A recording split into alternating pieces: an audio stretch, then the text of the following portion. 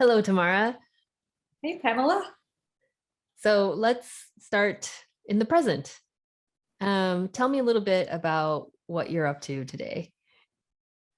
Oh, today I'm at home, which is in the foothills of a beautiful big mountain, and just enjoying the summer day at home. And I understand this is where you've been ever since COVID got started. Yes, indeed. I've been really lucky to be here. Actually, it's sort of it's a few hours south of Sydney in Australia, and it's relatively isolated, but still close to community. So yeah, it was a pretty lucky place to be when everything sort of shut down. And it allowed you to create some work, which we can talk about today. Yeah, so I ended up creating a series which I called Hijinks in the Hydrangeas, and the series was as much a kind of way that I personally dealt with getting through this really challenging time. And I also had an exhibition to work towards. So I sort of had the perfect situation in a way, in that I had something to look forward to, and to kind of direct my work to, and then because I live on this property, I could just walk out of my door and be in the forest or in on the land to kind of see what I could come up with, and just really get I don't know, filled with the excitement and all of the positive feelings I get when I do a shoot. So, how would you say that this work is different from the work you've created before? Well, up until now, or up until this series, I haven't really spent a lot of time photographing myself. I tend to bring in people who, sometimes small groups, sometimes individuals, sometimes massive groups of people. And so the difference with this series was because of the isolation, I sort of thought, okay, well, I've got to create this entire exhibition. I knew like the one person I could depend on being here was me. So I thought, okay, well, I'll set myself the challenge of photographing myself. And I guess because it was isolated and pretty private, it meant that I was able to experiment in a way that I hadn't before. And I was able to kind of, I didn't have to direct someone because it was obviously me running in and out. So it was more the practicalities of how to kind of physically achieve what I was trying to achieve that were the challenges. So, I think maybe this is something that takes well, let me take a step back. Have you photographed yourself like this before? Was this something that it was easy for you? I have photographed myself before, but so long ago in a completely different way.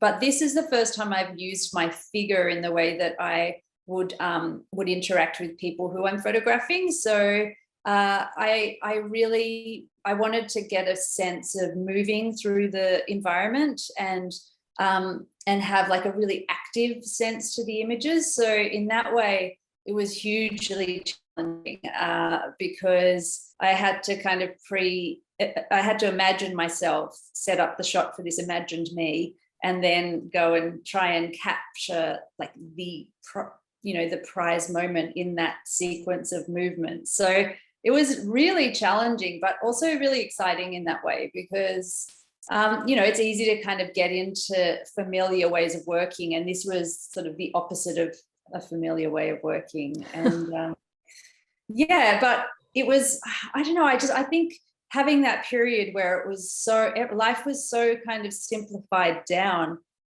I don't know if I ever really knew before how much joy and satisfaction I really got from doing a photo shoot. Hmm. And because life was so kind of simplified, it was a really palpable sense. Like I'd come in and I was just so much happier, and just, it was really interesting to be able to actually kind of recognize the photographic process as being something that fills me with joy, that I don't think I'd ever really acknowledged that or recognized that before. Do you feel like it's easier to acknowledge because it was you as the subject and the director?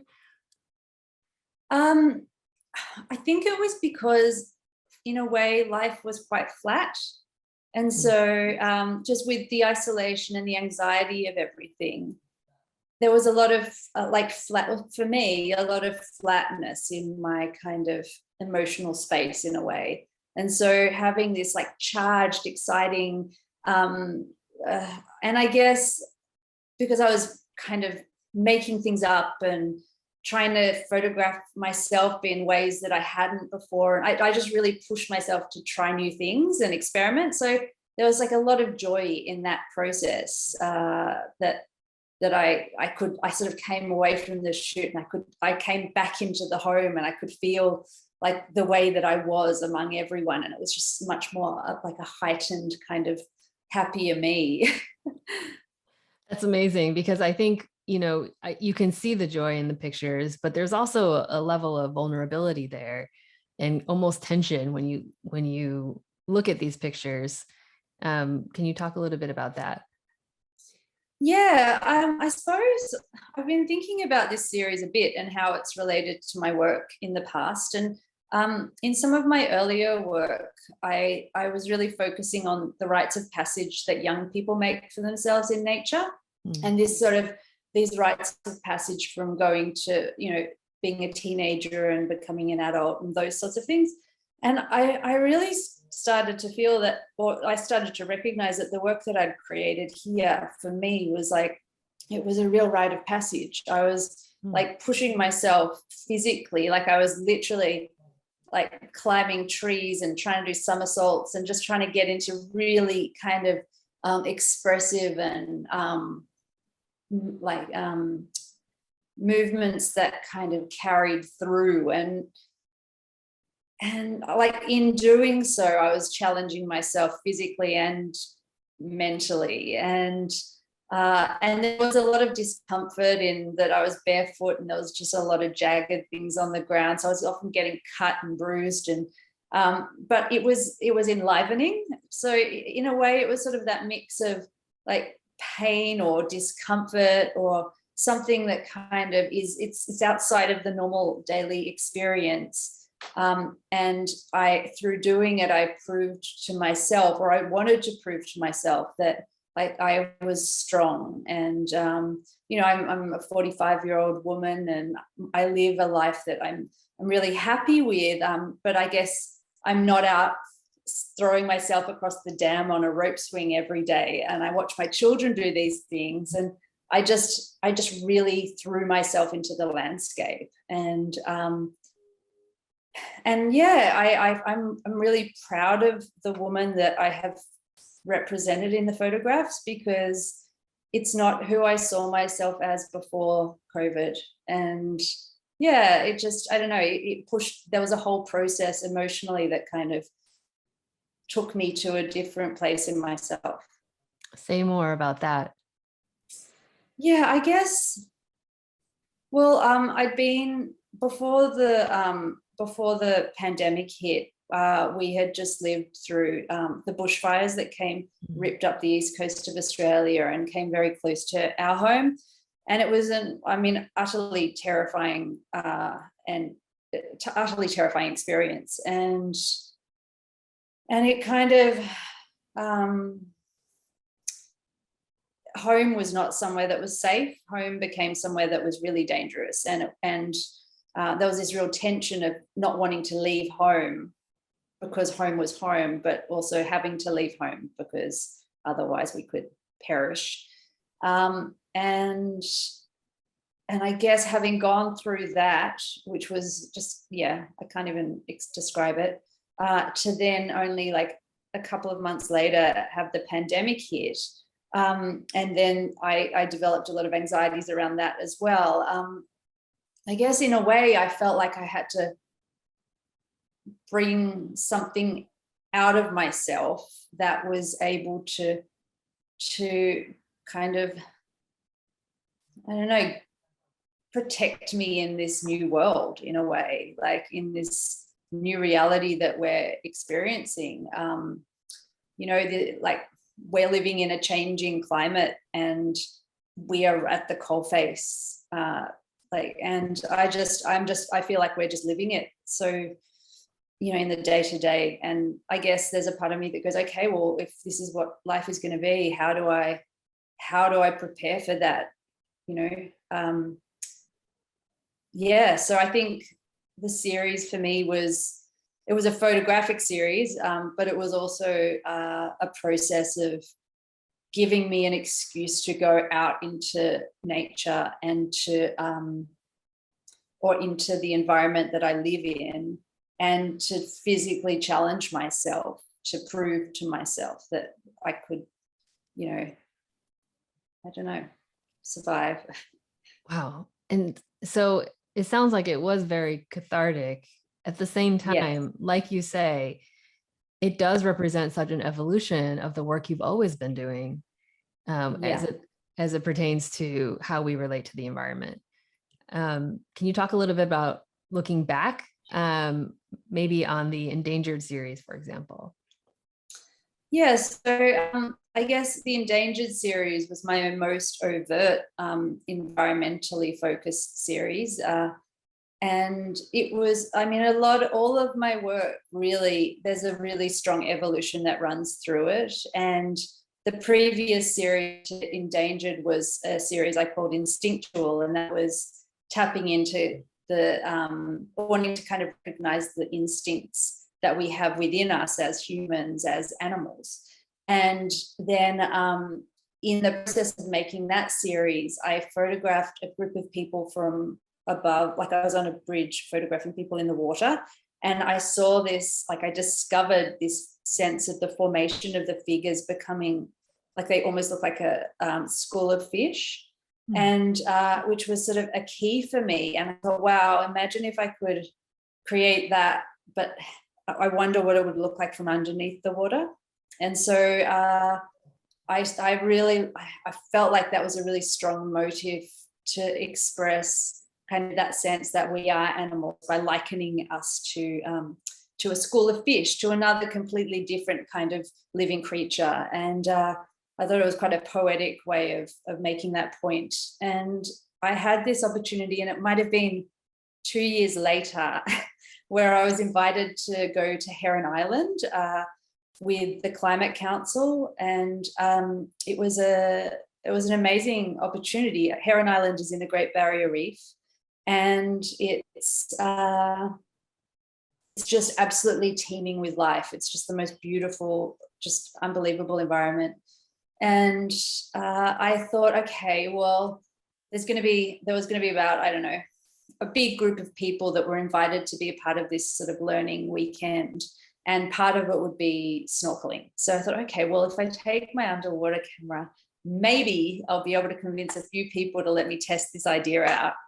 And so I don't know, a day or two into the weekend, I went on a little snorkeling trip with a group of maybe 7 of us or 8. And I, at the very end of the snorkeling, which was only like half an hour, I was like, could everyone just, like, for 5 minutes, would anyone who's comfortable, would you be open to kind of going in the water and diving down, letting me see if this idea has any kind of validity, or if it could be what I hope it would be. And we got back to the volunteers.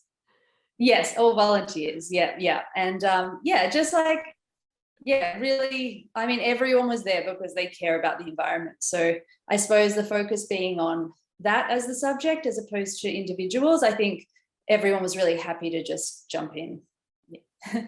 And so then when we got back to the boat and I was looking at the photos, I was just gobsmacked, going, oh my God, this looks better than I ever imagined. And then I showed a few people, and suddenly when we got back, there was a whole lot of people saying, oh, I want to be in it, I want to be in it. And so on the very last morning, like at daybreak, I got everyone interested in being part of it, which ended up being 16 people. And we went and we did a lot of those endangered photographs. And it was challenging in a lot of ways because I'm actually quite scared of being in the ocean personally. And there were sharks and stingrays, like reef sharks and stingrays all around where we were swimming. And like, it was like, and everyone assured me they were all, you know, not trying to eat humans, which in my intellectual mind, I can recognize, but there's like a part of me that watched Jaws as a kid and, you know.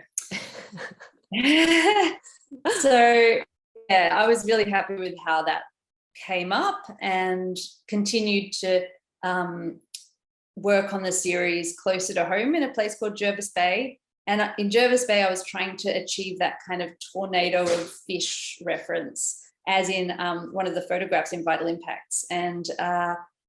And yeah, anyway, I managed to find 21 women who volunteered to be a part of that. And yeah, that was an interesting day out on a very choppy, cold sea. And so the work that, I mean, there's something incredibly magical about seeing it. You know, there's, I mean, at least the first time I saw those pictures, it felt almost prehistoric in a way, like this could have taken place. It gave me this moment of imagining people as animals in a new way.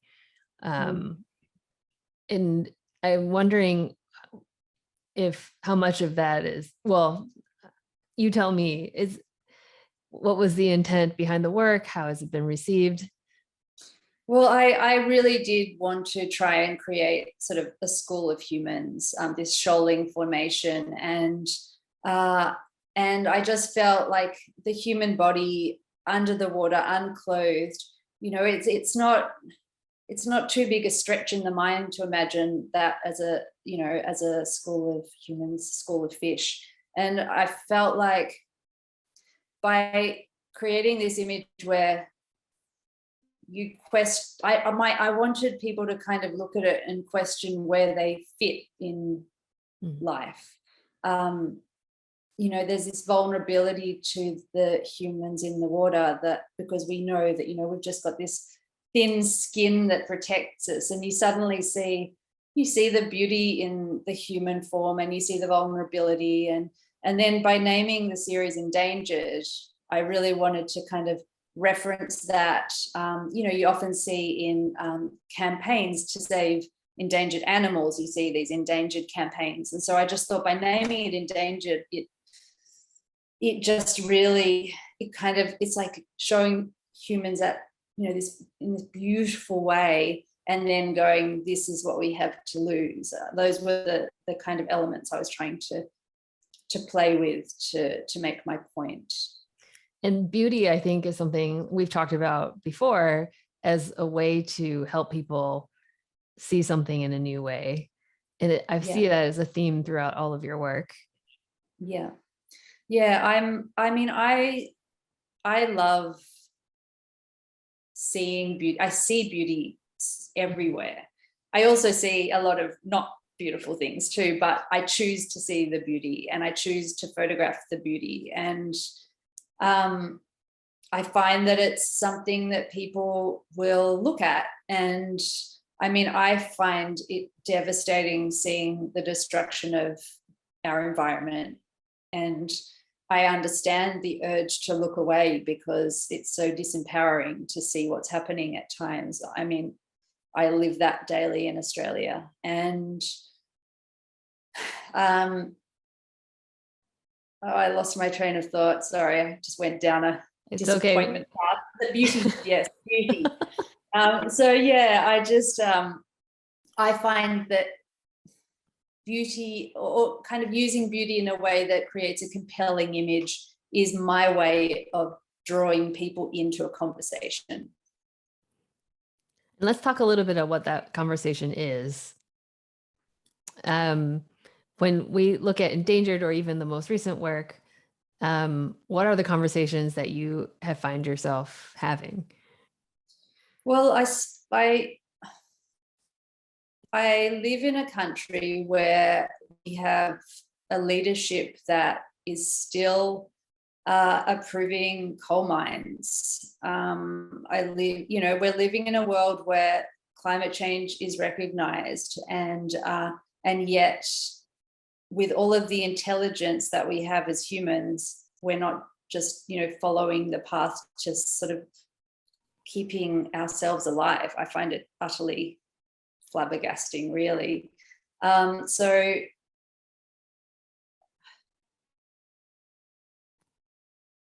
I want to keep that conversation alive. I want to keep the conversation alive where we talk about prioritizing renewable energy and creating a better world and creating a better future. And I feel like young people tend to be able to see that in a way that older people are, obviously not all older people. I think there's a really strong sense in the communities across the world of understanding this, but leadership can be lacking. So I just feel like there's this great divide that, and with the pandemic, which has been such a distraction, a huge and important reality we're living through, but massively distracting from the even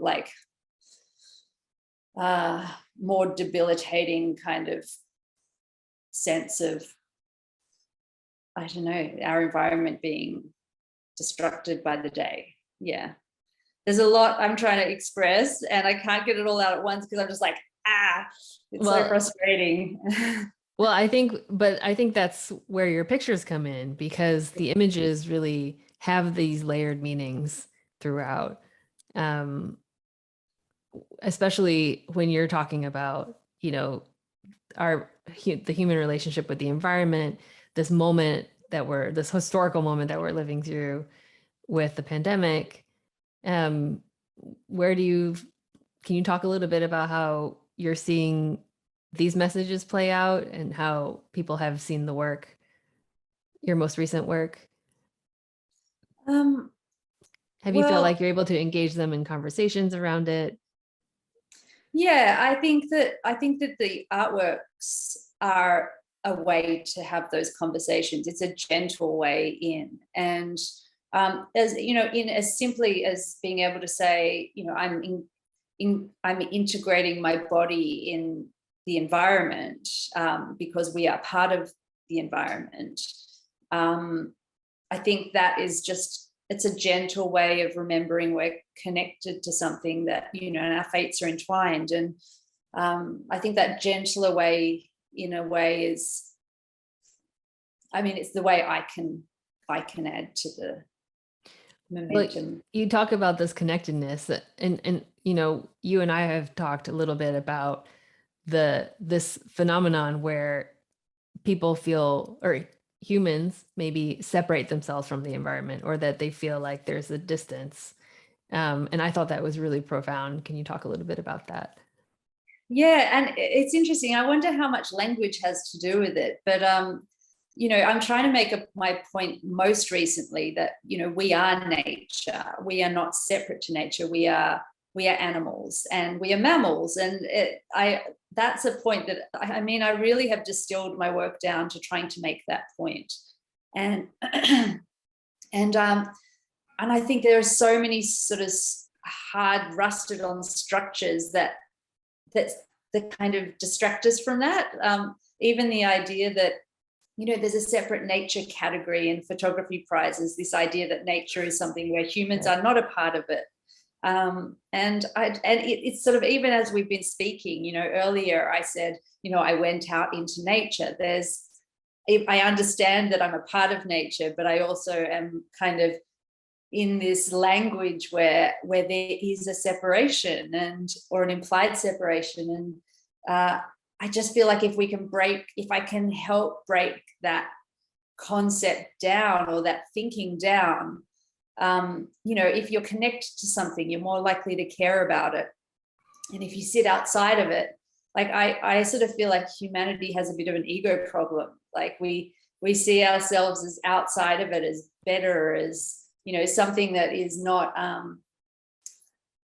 some life form that isn't involved and isn't depending on the environment we're within, but we play a key role, and particularly with everything that we do on this planet, you couldn't be more part of nature.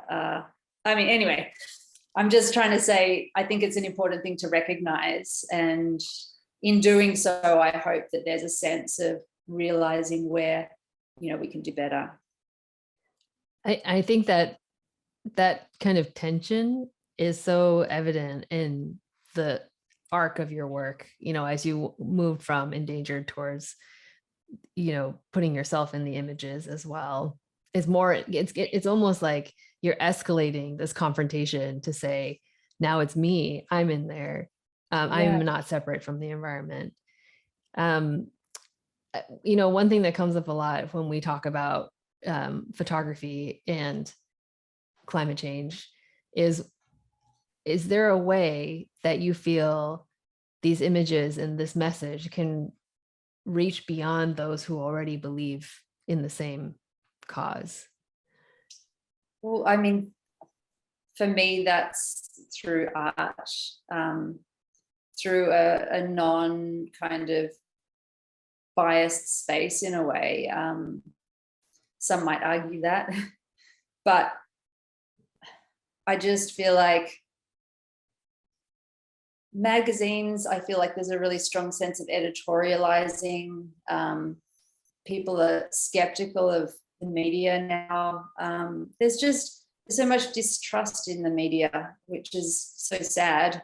And so I don't know, the way I can only speak from my own perspective to say that my way is through putting a photograph up on a wall, and that is far reaching in terms of people who will come and see it across all political persuasions, and the Endangered series in particular really resonated across the world, and was ended up sort of really ending up in a lot of forums, in art forums, in media forums.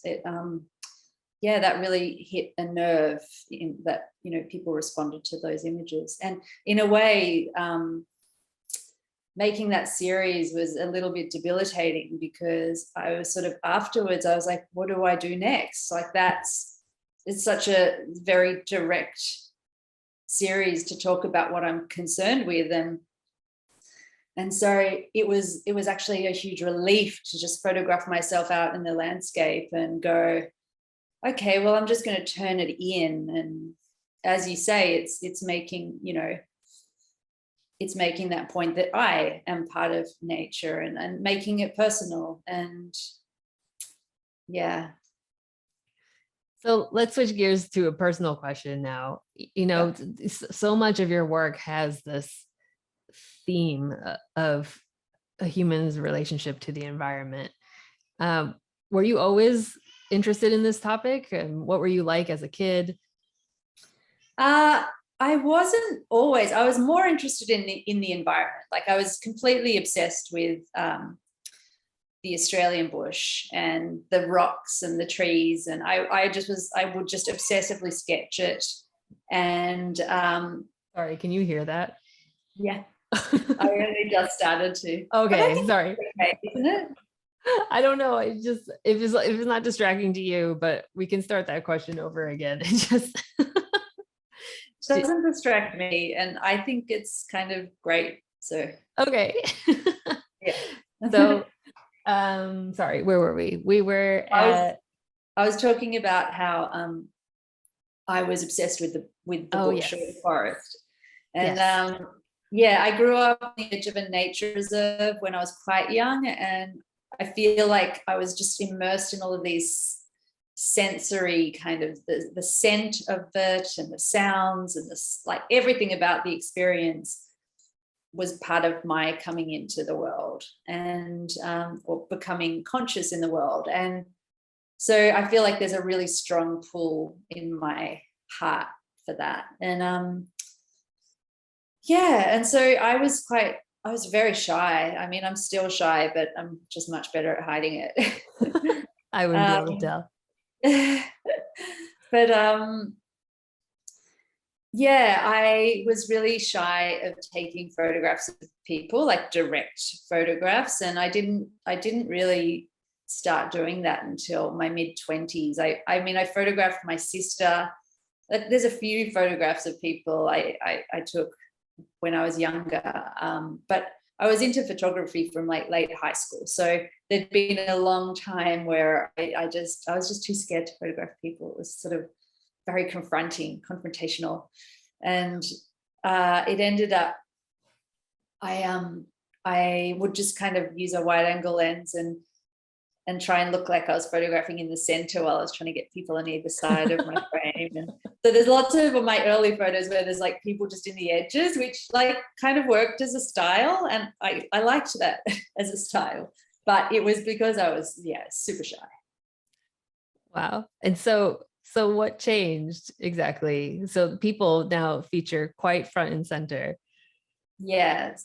So I ended up getting a full-time job at the Sydney Morning Herald, which is a broadsheet in Australia. And I learned really quickly how to direct people. And it was a skill I learned out of necessity, because I'd arrive at a job and people would be like, okay, what do you want me to do? I'm like, and I had to kind of work out how to manage that expectation. And so I suppose I just came up with some methods along the way. And I think I learned really, because I'm super perceptive, emotional, like I just sort of, I feel everything that's happening in a room. So I think my first desire was to make people feel comfortable. And so that became part of my process. And so there'd be a fair bit of sort of looking at people over the camera when I was taking photographs to kind of get that connection. And that led to this sort of sense of intimacy in my work, I think. And I still, in my photo shoots, employ a lot of the strategies that I learned while working at the Herald. And I feel like that kind of, that's where my work sort of maybe sits slightly outside of the norm. And it seems like you really found your voice then. And you're using that voice in a very, to deliver a very strong message. Yeah, I'd been quite,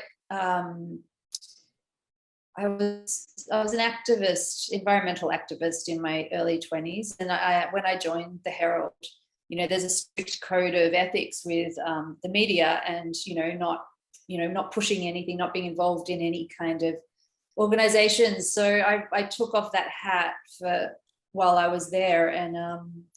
And once I left, I just went, oh my God, now, as you say, I'd sort of found what I was doing and what I was like, my style. And I just went, oh my God, I can actually now point this in the direction I want to point it in, and tell my own stories, and, just really start creating my own narratives. And it was revelatory.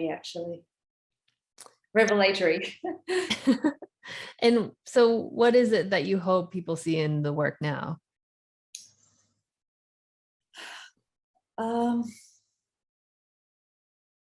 I really hope that people consider where they are in the natural systems of our planet. And I'll keep photographing things in certain ways to kind of keep building on that conversation. And I just hope that, I feel like a lot of people are waking up to what's happening. You'd be hard not to be touched by the impacts of climate change. And there's a denialism, there must be a denialism somewhere along the line for people where maybe it doesn't serve their narrative. But I just really hope that, people just hear that message and care about something that they're part of. Yeah. Have and what's the reception been like? Have you found that people have told you that they've, you know, you've changed the way they think of something about the environment? Yeah, people seem to be really touched by my work. The exhibition I've had on which just recently closed, like it got an incredible reception. It's in a regional gallery in New South Wales, which is, it's not in the major cities, and it got a lot of attention, and the gallery manager and the volunteers there would tell me how people would be in there crying and like were deeply affected by the work. So I couldn't really hope. I mean, I don't want to make people cry, but I couldn't hope for more in that I feel like that means they're hearing my despair in a way. And yeah, hopefully that kind of motivates a sense of urgency. Yeah. And so what's next? Well, I'm actually quite excited. I'm in the process of building an underwater studio. So essentially, like spec building a pool which is built so that I can do underwater shoots in it. Wow. So yeah, so because when I was in the ocean, obviously I'm terrified anyway, as I mentioned. But it's quite clunky with the camera and the underwater housing, and I don't have the best of the best equipment for underwater photography, so it's a clunky process. And I'm just building this so that I can have a viewing window and I have a lot more control over the photographs I'm taking. And yeah, I'll be creating these worlds underwater. And I suppose my aim is to really just talk to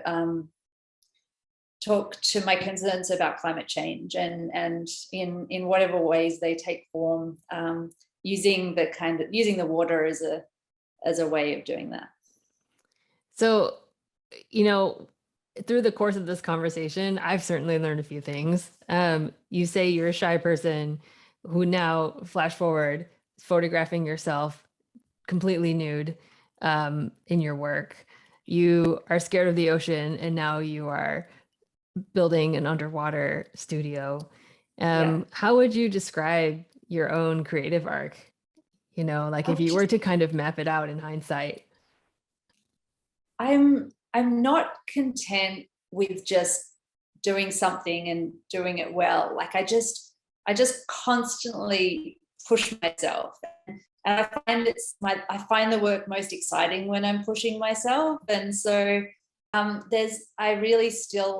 still try and have a sense of discovery in my photographic shoots. There's never a shoot that is like planned down to the second. Like there's always room for something, or I create space for something to happen that is beyond my imagination. And so I'm never disappointed. Like it's always this incredibly exciting thing for me. And I just think that sort of pushes the evolution of my work in different ways. And I said after Endangered, I was like, I'm never photographing underwater again. And now I'm finding like, yes, I am. But I don't know. I just find it most exciting when I'm challenging myself. So yeah, I have no idea where it will all go, which is also exciting. Well, I love that thought. And it's a good moment to pause in our conversation. Is there anything else that you'd like to add?